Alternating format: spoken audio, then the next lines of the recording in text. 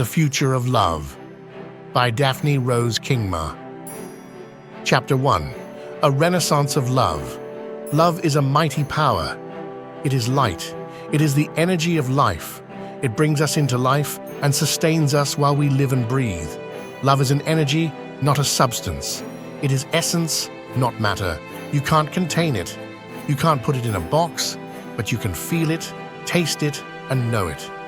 Its presence is unmistakable. It is exquisite and profound. And when you are in love, nobody, not your best friend, your parents, or even your own mind, can talk you out of it. Love is mysterious and beautiful. It makes us happy, gives us hope, allows us to believe that the impossible can happen. And yet, it's inexplicable. It can't be defined or analyzed, catalogued or priced. Its premier property is that when it exists, it can never be mistaken for anything else, and nothing else, no matter how worthwhile or supposedly grand, can ever be passed off as love. Love is a divine energy that steps into human circumstances, a timeless essence that enters time. It is older, wiser, finer, truer, sweeter, and more radiant than any human being. It is what makes us wise, fine, true, sweet, and radiant. It is the best, the essence of God in us. And it is love, this exquisite energy with which we connect when we first enter into the human experience we call a relationship. We see this energy in one another's eyes, we feel it in our bodies, and we know that something bigger than life has stepped into our lives to capture our attention. It is this highly charged, buoyant, transcendent, delicious feeling and the longing for more, for a lifetime of it, that propels us into relationships. Relationships are the endless interplay of this vast energy of love and all that occurs in our daily human lives. Our desire to feel this love forever, to be in love always, to repeat and endlessly recapture this ecstatic, luminous feeling day by day, year after year, with the person who first inspired it in us, is not only why we fall in love, but also why we choose to have relationships. It is also why, when our relationships go sour or grow threadbare, we reminisce about the way they once were. We want to reconnect with love. Our greatest desire is to have our relationships return us again and again to the transforming and beautiful experience of the love that first inspired them and brought them into being. We live to love. Relationships are the endless interplay of this vast energy of love and all that occurs in our daily human lives. Our desire to feel this love forever, to be in love always, to repeat and endlessly recapture this ecstatic, luminous feeling day by day, year after year, with the person who first inspired it in us, is not only why we fall in love, but also why we choose to have relationships. It is also why, when our relationships go sour or grow threadbare, we reminisce about the way they once were. We want to reconnect with love. Our greatest desire is to have our relationships return us again and again to the transforming and beautiful experience of the love that first inspired them and brought them into being. We live to love. If all of this is true about love, and I believe it to be, then why are we so often disappointed in the love in our lives? Why does it so often seem to fail us, and why is it so often a pitched battle? Like so many of the rest of us, I am a veteran of the relationship wars, and by profession, I am also a diplomat in love's peacekeeping operations. I've entered and ended more than a dozen fully formed intimate relationships, ranging from conventional marriage to passionate interludes that ran their course, then ended. In some, I left. In others, I was left. In some, I was betrayed. In others, I was the betrayer.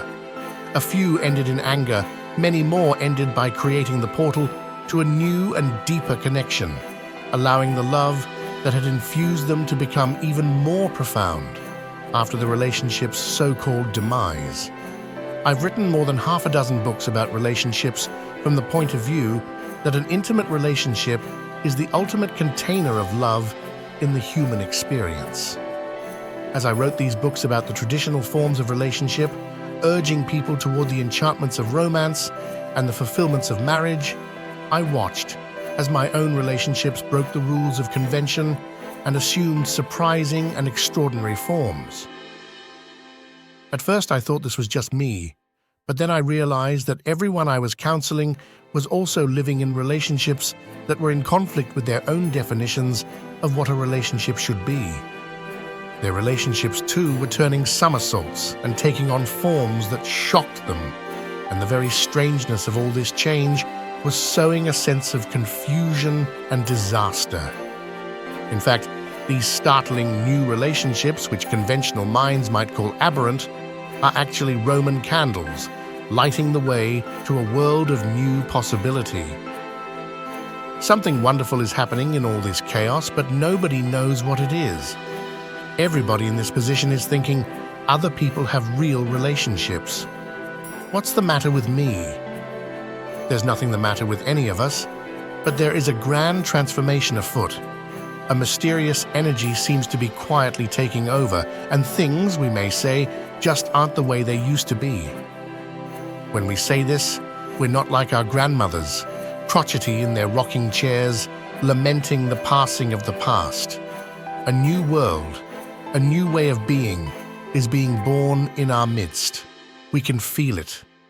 Things are categorically different. Time has a strange new quality. It passes before we have a moment to rest in it. There's a new softness in our midst, a way of being with one another that is gracious and gentle and kind.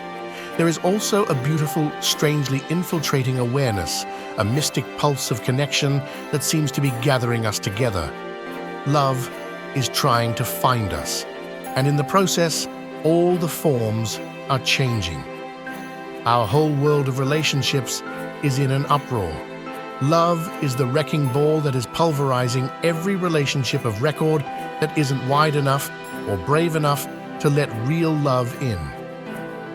As a consequence, we can't fantasize anymore about what our relationship lives will be. The truth is that exceptions and aberrations abound. It's as if we awakened one morning to discover that a blizzard of transformation occurred during the night. The new world has its strange beauty. Familiar landmarks are vaguely, heartwarmingly still visible beneath the blanket of snow. But it's treacherous out there. We're cold, we long for the hearth, we want to come home. This book is about the breaking down of relationships as we have known them, the subsequent emergence of new forms of relatedness, and the future of love. It is about a journey we're already taking. We have been moving backwards, forwards, and sideways into the future, moving away from a place that was dear and familiar and sweet toward a world that is strange and forbidden. Having been raised to regard marriage as the only honor-able relationship, we woke up to discover that it was only one in a vast array of intimate connections. Our relationships are about our hearts, and all this chaos is breaking our hearts.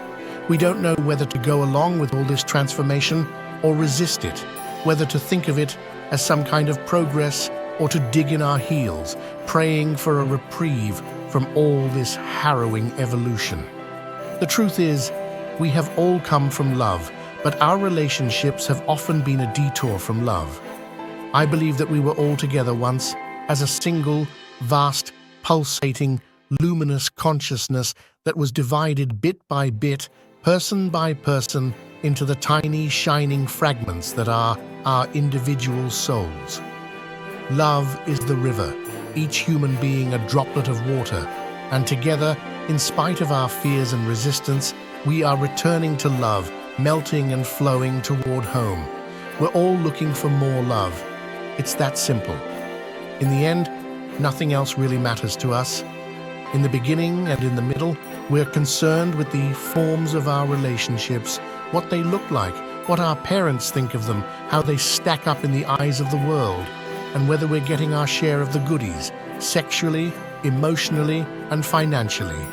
But in the end, we won't care about the forms. The forms will be as multitudinous as the stars, and all that will matter is the love that was in them. No one can escape the divine upheaval of love. I haven't. You won't. Your neighbors and strangers and family won't either. Love is coming to find us, all of us, because love is our essence. Love is who we are.